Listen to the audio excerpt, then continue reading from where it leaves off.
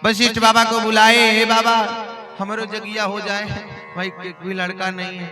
बोले ठीक है भाई, वारुड़ी जग करो। वारुड़ी जग भैया जगसाले में युवनाश राजा सोते थे, और वारुड़ी जगह पुत्रष्टि जगह है, तो उस जगह में जो है एक कलश रखा था, औषधि मंत्र जो है औषधि इत्यादि का अर्घ डालकर अभिमंत्रित करके वो कलश का जल रखा गया था कि हवन के दिन, पूर्णाहुति के दिन उस कलश का जल राजा की पत्नी रानी को पिलाया जाता। तो रानी पी लेंगी तो गर्भ धारण कर लेंगी।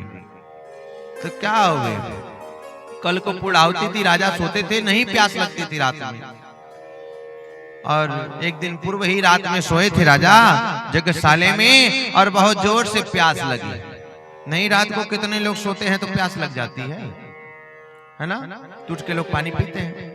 वैसे राजा को प्यास लगी तो लगे इधर तो ढूंढने पानी कहाँ है, वही कलश का जल देखे, अरे इसमें तो पानी है, और उठा लिए कलश का जल और वो घटाघट करके राजा पी लिए। युवनाश राजा, कौन राजा थे? युवनाश राजा। उस कलश का जल जो है पी लिए, जो जल रानी को पिलाना था, गर्भ धारण करती रानी, और वो जल जो है राजा पी लिए। अब तो गड़बड़ हो गया। दूसरा दिन हुआ, पूर्णाहुति हुआ।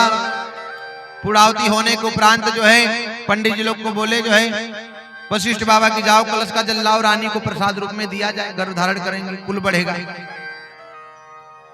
जब जो है गए पंडित जी लोग जो है कलश उठाए तो एकाएक उठ गया, पानी गायब। अब शोर हुआ कि पानी गया तो गया कहा।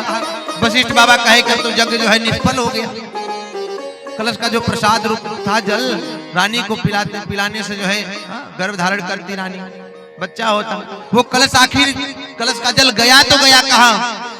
लगा जब शोर होने तो राजा जो है हाथ जोड़ के लगे, बोलने के महाराज रात में बहुत प्यास लगा था, गला सूख रहा था, और वही कलश का जल उठा के हम पी लिए। वशिष्ठ बाबा कहे अब तो गड़बड़ हो गया हो राजा,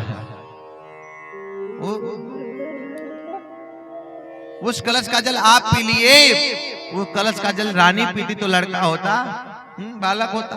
अब वो कलश का जल आप पी लिए है तो अब आप से लड़का होगा। हाँ, आप तो टेंशन में पड़ गए बाबा, ये कैसे। अब भाई वही जो राम रुचि राखा, जो भगवान पहले से रच रखे हैं।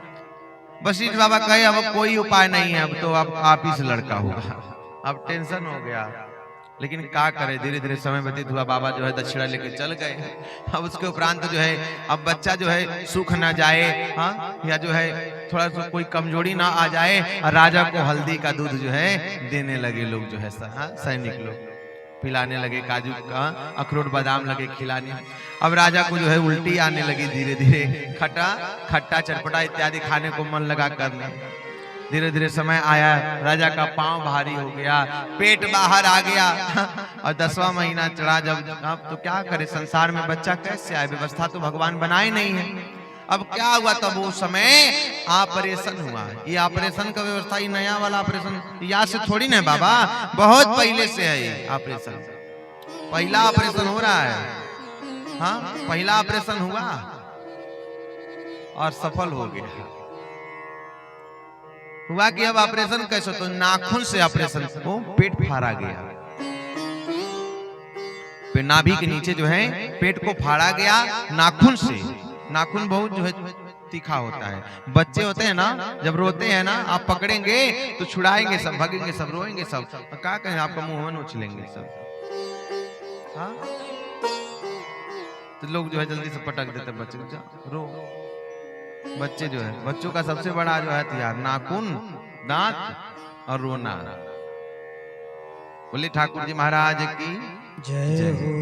तो नाखून से जो है पेट को चीरा गया, बच्चा बाहर आया, और जब बाहर आया बच्चा लगा रोने। अब लगा रोने तो भाई क्यों रो रहा, भूख के मारे रो रहा, दूध कैसे पिलाए राजा।